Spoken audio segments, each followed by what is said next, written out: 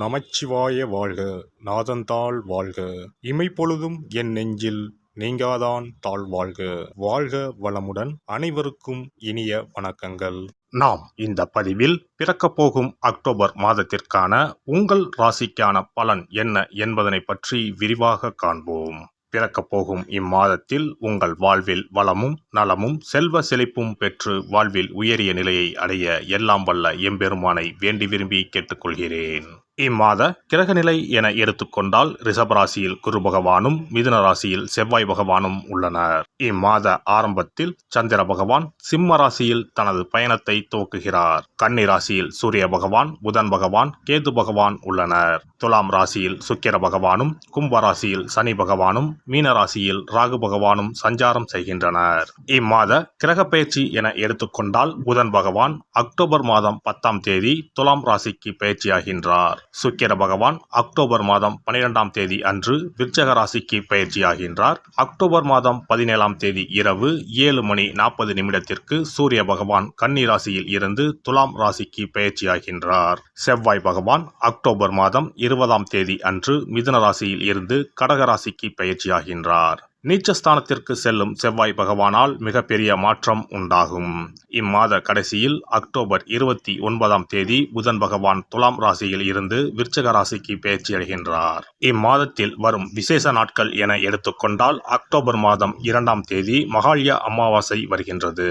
வருடத்திற்கு ஒரு முறை வரக்கூடிய இந்த அமாவாசையில் பித்ருக்கள் மேலோகத்தில் இருந்து பூமிக்கு வந்து நம்மை ஆசீர்வதிக்கக்கூடிய விசேஷமான நாளாகும். அக்டோபர் 3ஆம் தேதி நவராத்திரி விழா ஆரம்பம். அக்டோபர் மாதம் 11ஆம் தேதி ஆயுத பூஜை என்று சொல்லக்கூடிய சரஸ்வதி பூஜை வருகின்றது. அக்டோபர் 12ஆம் தேதி விஜயதசமி. அக்டோபர் 31ஆம் தேதி தீப ஒளி திருநாள். இனி உங்கள் ராசிக்கு இம்மாதம் நடக்க உள்ள சுப மற்றும் அசுப பலன் என்ன என்பதனையும், அசுப பலன் ஏற்படுமாயின் ராசிக்காரர்கள் செய்ய வேண்டிய பரிகாரம் என்ன, வழிபட வேண்டிய தெய்வம் யார் என்பதனை பற்றி விரிவாக காண்போம். வேகத்துடன் விவேகமாகவும் நடந்து கொள்ளும் ரிஷபராசி அன்பர்களே, நீங்கள் சிக்கனமாக நடந்து கொள்பவர்கள். இந்த மாதம் அறிவுத்திறன் அதிகரிக்கும்.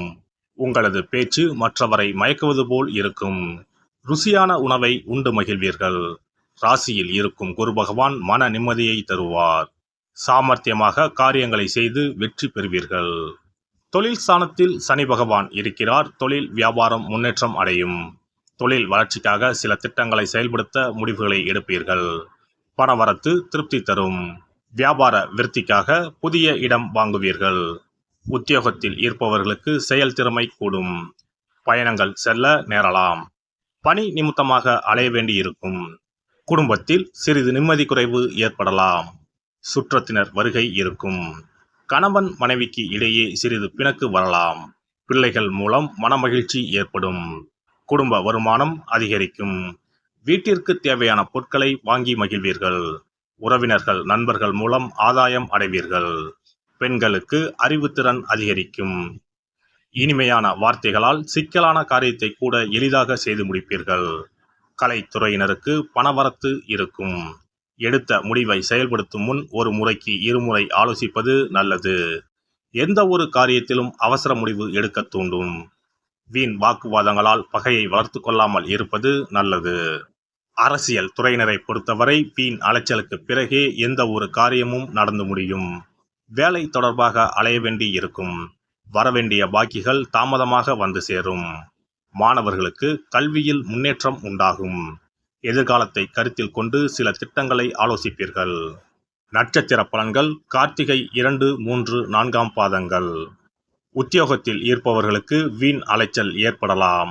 முடிவில் எதிர்பார்த்தபடி காரியம் முடியும். சக ஊழியர்கள் ஆதரவும் இருக்கும்.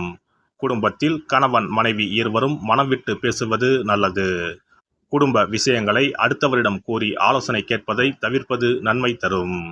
குழந்தைகள் முன்னேற்றத்தில் அக்கறை காட்டுவீர்கள். உறவினர் நண்பர்களிடம் கவனமாக பேசி பழகுவது நல்லது. ரோகிணி நட்சத்திரம் எதிர்பாராத பண உதவிகள் கிடைக்கும். கடும் ஜுரம், விவாதங்கள், கலகம், அடுத்த வீட்டாருடன் சதா சண்டை இவை நேரும். கவனமாக இருக்கவும், பேச்சில் நிதானத்தை கடைபிடிக்கவும். யாருடைய தூண்டுதலுக்கும் செவி சாய்க்காதீர்கள். வியாபாரிகளுக்கு நல்ல விதமாக பண வசதிகள் அனைத்தும் வேண்டியபடி கிடைக்கும். மிருகசிரிசம் 1, 2 பாதங்கள். தடைப்பட்டிருந்த காரியங்கள் அனைத்தும் இனிதே நடைபெறும். ஆரோக்கியத்தில் இருந்த குறைபாடுகள் அகலும். பொருள் வளம் சிறக்கும். குடும்பத்தில் மகிழ்ச்சியான தருணங்கள் தொடரும். தொட்ட காரியங்களில் வெற்றி கிடைக்கும். இனிமையாக பேசுவதில் வல்லவரான நீங்கள் காரியங்களை சாதித்துக் கொள்வீர்கள். வெள்ளிக்கிழமை தோறும் சிவன் கோவிலை வலம் வாருங்கள், நல்லதே நடக்கும். சிறப்பு பரிகாரம்: சொந்த வீடு அமைவதற்கு ஆன்மீக பரிகாரம். சொந்த வீடு கனவு நிறைவேற வேண்டும் என்பதற்காக எத்தனையோ கோவிலுக்கு சென்று எத்தனையோ பூஜை வழிபாடு என செய்தும் ஒன்றும் நடக்கவில்லை என்பவர்கள் வீட்டிலேயே இந்த எளிய பரிகாரத்தை செய்து வந்தால் நல்ல பலன் கிடைக்கும்.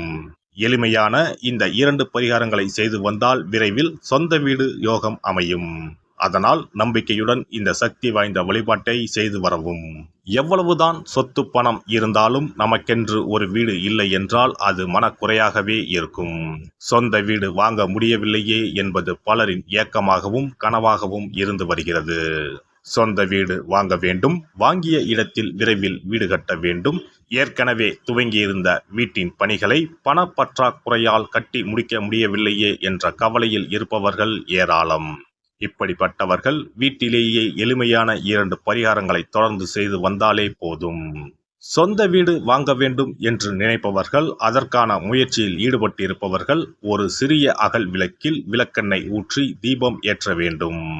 மகா விஷ்ணுவின் அவதாரங்களில் ஒன்றான வாமனரை மனதில் நினைத்து சொந்த வீடு அமைய வேண்டும் என்று பிரார்த்தனை செய்து கொண்டு மாதந்தோறும் வரும் திருவோண நட்சத்திரத்தன்று வீட்டின் அக்னி மூலையான தென்மேற்கு மூலையில் இந்த விளக்கை ஏற்றி வைக்க வேண்டும். அக்னி திசை என்பது மண்ணுக்குரிய திசையாகும்.